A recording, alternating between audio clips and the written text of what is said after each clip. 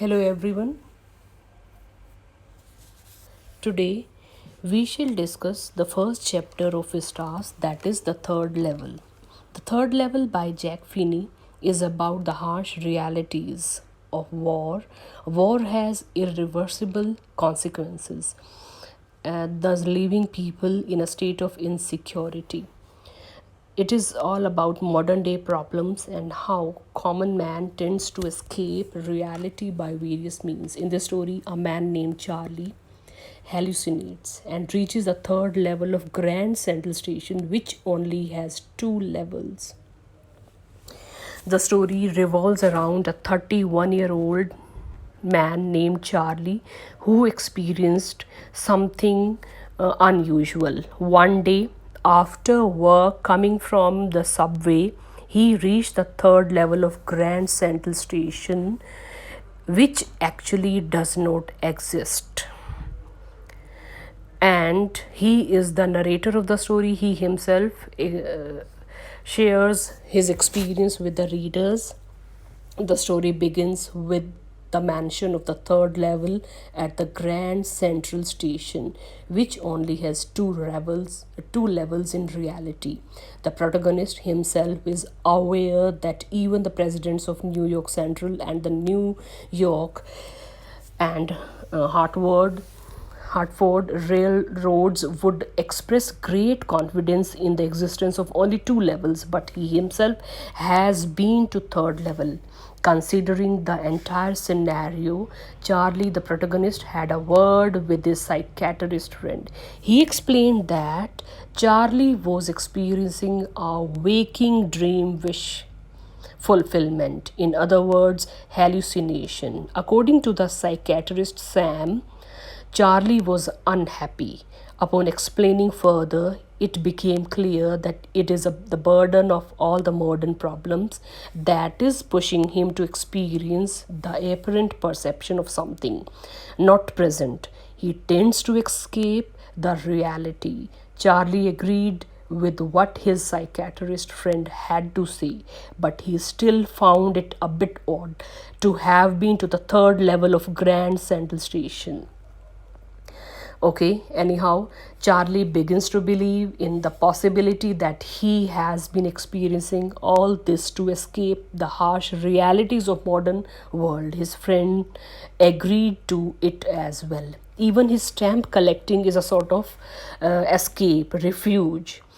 He feels like that. On the other hand, he starts thinking otherwise. His grandfather started his stamp collection, but in the earlier days, they had not seen any consequences of war. There was peace, harmony, security, and safety. His grandfather must not have been insecure. The collection was like, you can say, a time pass. But now the people want a refuge from the stress of the life. He describes himself, the narrator Charlie describes himself as an ordinary man of 31, dressed in a brown color gabardine suit, wearing a straw hat with a fancy band. It was so ordinary that he could see other similar men at the station. He explains how he was in his normal state of mind, not wanting to escape from anywhere. All he wanted was to be with his wife Louisa. At that hour, he still doesn't understand why this happened with him, that he came to dream about the third level. Then Charlie was entering the Grand Central Station from Vanderbilt Avenue. He took the stairs to the first level where one body trains like 20th century. Then he went down to the another floor to reach the second level, from where he could get the trains to another suburban. Then he entered an arched door and he got lost.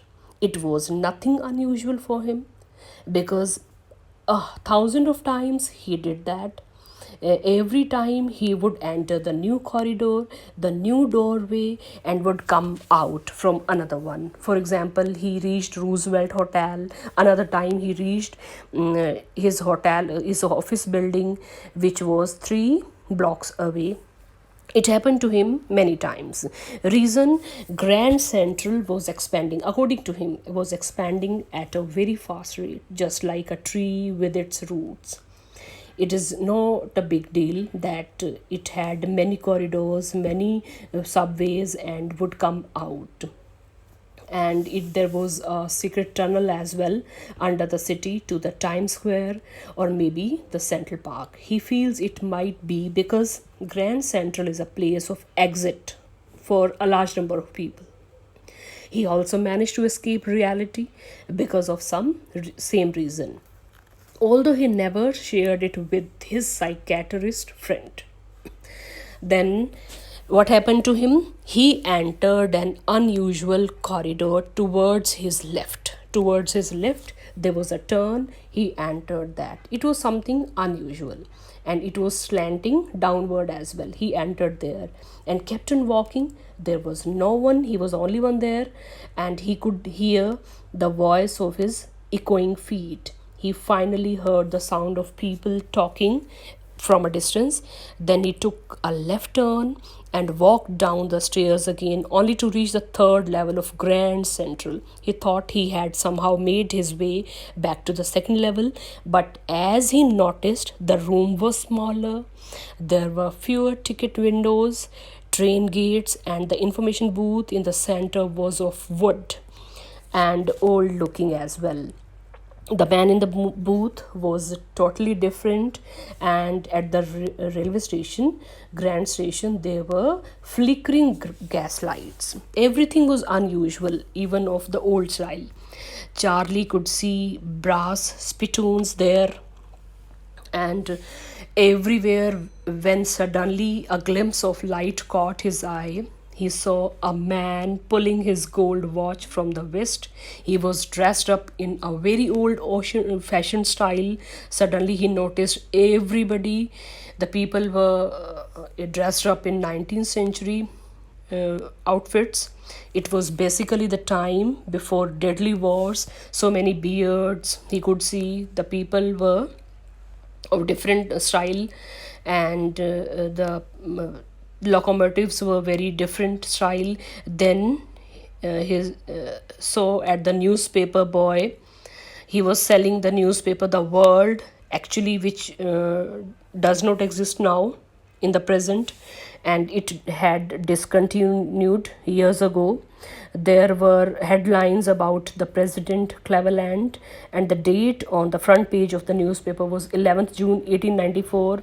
Now he was sure that he has reached the 1894. Immediately he went to the ticket window to get the tickets for Galesburg, Illinois. Now let me help you with this. He had a dream, desire to go there. According to him, it was a very peaceful place. He would love to go there with his wife. It was a wonderful town with a lot of greenery. He was well aware that from here one could buy tickets that would take them anywhere in the United States. He describes how things were in 1894 before the two world war took place. Evenings were twice as long as they are now, and men and women living in the peace, and they had leisure, a lot of time. And he went to the clerk to buy tickets for himself and his wife. Just as he took out money, the clerk informed that this was not acceptable and found him a cheater. The clerk was very angry and said that he would be behind the bars if he tried to cheat him. And that day ended. He went out.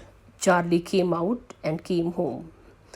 The day ended. After that, the next day, he went to withdraw his entire saving and got them converted into the old money by paying some amount of premium. And it's again, let me help you. He took out all his savings, which was $300. dollars, and in exchange he got only less than 200, and he was not bothered about this reason. According to him, in the 1894 time, he would get the things at a cheaper price, like eggs would cost him 13 cents a dozen, and this is the reason he exchanged his money. And but unfortunately he tried time and again to get to the third level to buy tickets to go to Galesburg. He could never find the way to the third level corridor again despite hard work. His wife Louisa was very much worried when she got to know about it all.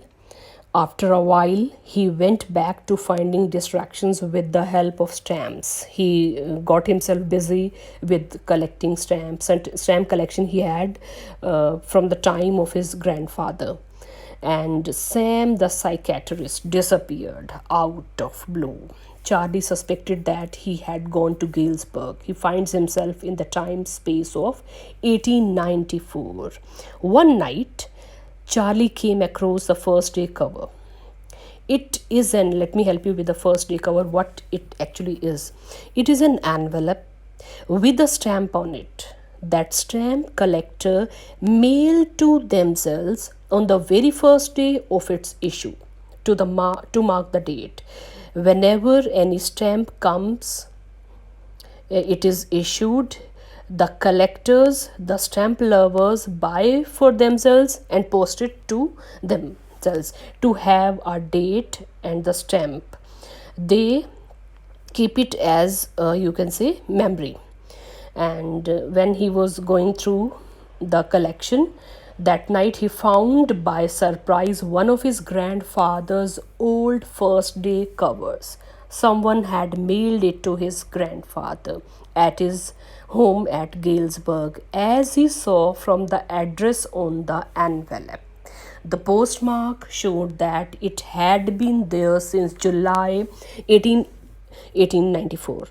The stamp had a picture of President Garfield on it. It was a 6-cent dull brown color stamp. His grandfather had put it in his stamp collection, and Charlie now discovered it. And astonishing point is, there was no any blank paper inside. There was a written letter in it. Charlie opened it and read it. It was a letter from Sam written to Charlie 2 weeks ago. And what was the content? Written that Sam has reached Galesburg. He managed to reach, he exchanged his currency, he got old style $800, managed to go to Galesburg. He shouldn't give up hope. He should try to get to the third level and should come to Galesburg with his wife. This was a letter written by Sam to Charlie, and the letter has been signed by Sam. Charlie found out from the coin store that actually he had got the currency exchange of $800, which was to be utilized in the hay feed grain business. Let me help you there. In 1894, there was no requirement of a profession like psychiatrist, and it was the dream of Sam to be in the business of hay and grain. This is the reason he had that money utilized there. And it is a mysterious end of the story. Charlie and Louisa are still looking for the third level to go to Galesburg, as Sam has found. Okay, it's over. We'll